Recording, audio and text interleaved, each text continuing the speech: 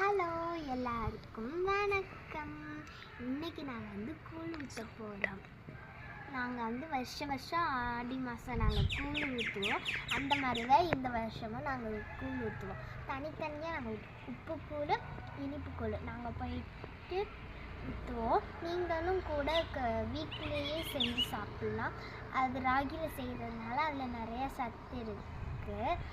நீங்கள் வீட்டிலையே கூட செஞ்சு குழந்தைங்களுக்கு கொடுக்கலாம். நாங்கள் தனித்தனியாக சர்க்கரை உப்புக்குள்ளாக செஞ்சோம்ல, அது அந்த இன்க்ரீடியன்ட்ஸ்லாம் உங்கள்கிட்ட காட்ட முடியல.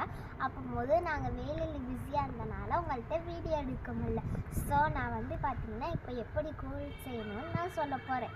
ஃபர்ஸ்ட் வந்து நம்ம ஒரு பாத்திரத்தோட வந்து தண்ணி ஊற்றி நல்லா சூட வச்சுக்கிட்டு இருக்கணும்.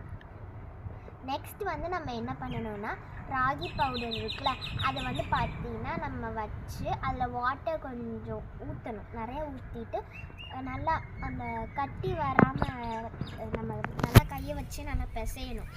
நல்லா பிசைஞ்சிக்கிட்டே இருக்கும்போது நல்லா கூழ் பதத்துக்கு வரணும். நல்லா ரொம்ப தண்ணியாகவும் இருக்கக்கூடாது. நம்ம வந்து பார்த்திங்கன்னா ரொம்ப கட்டியாக்கிட்டோன்னா கூழ் வந்து நம்மளுக்கு ஒழுங்காக வர. ஸோ நம்ம வந்து பார்த்திங்கன்னா தண்ணியாக எப்போவுமே பார்க்கணும். நம்ம வந்து இப்போ வந்து சூட வச்சுக்கிட்டு இருக்கோம்ல, அதில் வந்து நம்ம வந்து பார்த்திங்கன்னா கூழ் கொஞ்சம் கொஞ்சமாக ஊற்றணும். ஒருத்தவங்க கூழ்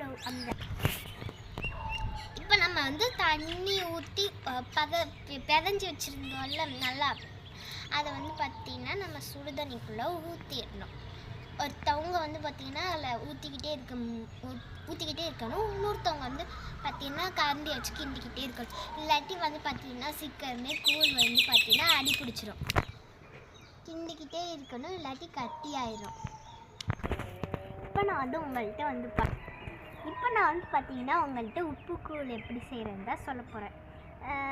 ஃபஸ்ட்டு நம்ம வந்து கூழ் செஞ்சு வச்சுருந்தோம்ல, அது நம்ம வந்து இப்போ நம்ம கிண்டிக்கிட்டு இருந்தோம்ல, அதில் வந்து பார்த்திங்கன்னா நம்மளுக்கு எவ்வளோ தேவையோ அவ்வளோ சால்ட் நம்ம போட்டுக்கிட்டு கிண்டிக்கிட்டே இருக்கணும். இல்லாட்டி கட்டி பிடிச்சிரும்.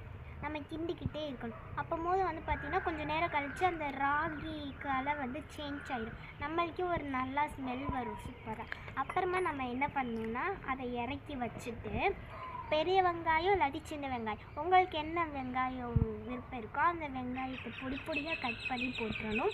நெக்ஸ்ட்டு வந்து பார்த்திங்கன்னா உங்களுக்கு தேவைன்னா சின்ன வெங்காயம் வந்து குட்டி குட்டியாக நறுக்கி போட்டுறணும். நெக்ஸ்ட்டு வந்து பார்த்திங்கன்னா பச்சை மிளகாயை கொஞ்சோண்டு கட் பண்ணி போட்டுட்டு, நெக்ஸ்ட்டு வந்து கொத்தமல்லி இருக்குல்ல, அதை வந்து பார்த்திங்கன்னா நம்ம மேலாப்பில் போட்டுறணும். பொடியாக நறுக்கி மேலாப்பில் போட்டு அப்படியே கிண்டி விட்டுருங்க. அப்புறம் நம்மளோட உப்புக்கூழ் ரெடி ஆயிடும். நம்ம ஃபஸ்ட்டு செஞ்சோம்ல, ராகி பவுடர்லாம் போட்டு கட்டியே இல்லாமல் கலக்கணும். அதே மாதிரி ஸ்டெப் பை ஸ்டெப்பாக பண்ணிட்டு இப்போ நான் சொல்லிக்கிட்டு இருக்கிறது இனிப்பு கூழ் தான். நம்ம அந்த மாதிரி ஸ்டெப் பை ஸ்டெப்பாக பண்ணிவிட்டு நம்ம வந்து பார்த்திங்கன்னா வெல்லம் போட்டு கலக்கிக்கிட்டே இருக்கணும். அப்புறம் வந்து கலர் சேஞ்ச் ஆகும். அதே மாதிரி நல்லா ஸ்மெல் வரும். அப்புறமா நம்ம என்ன பண்ணுவோம்னா, அதே மாதிரி இறக்கி வச்சு வெல்லம் அந்த ஏலக்காய் சுக்கு இருக்குல்ல, அதை வந்து பார்த்திங்கன்னா நம்ம போட்டுட்டோன்னா நம்மளோட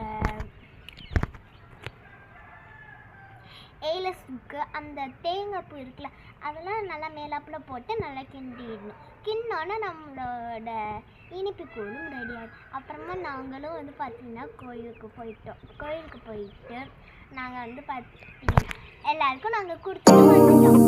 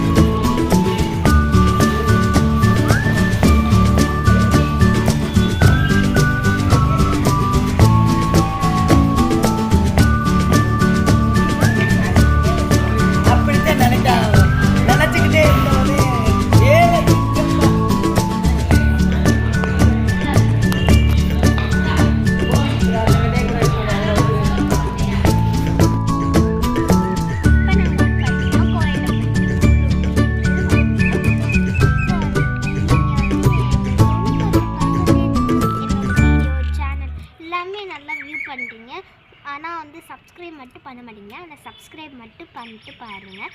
எனக்கு மோட்டிவேஷனாகவும் இருக்கும், சப்போர்ட்டிங்காகவும் இருக்குது. தனிஷா vlog வந்து சப்ஸ்கிரைப் பண்ணிடுங்க.